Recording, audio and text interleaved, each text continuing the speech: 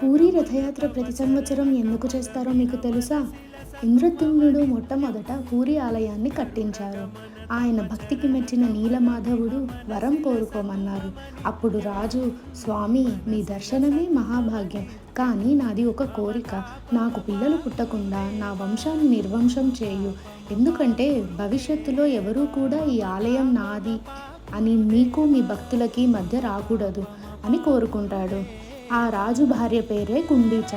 ఆమె బాధతో, రాజు, నాకు తల్లి అయ్యే భాగ్యం లేదా అంటే అప్పుడు జగన్నాథుడు, అమ్మ, నేను నా అన్న చెల్లెలు నీకు పిల్లలుగా ఉండి ప్రతి సంవత్సరం 9 రోజులు నీ దగ్గర ఉంటాం, నిన్ను తల్లిగా భావిస్తాము అని వరాన్ని ప్రసాదిస్తాడు. అందుకే ప్రతి సంవత్సరం జగన్నాథుడు ఇచ్చిన మాట నిలబెట్టుకోవడానికి రథం మీద కుండీచ ఆలయానికి వెళ్ళి ఆమె చేసిన వంటలు తిని ఆమెను సంతోషపరిచి తిరిగి వస్తారు. అంతటి కరుణ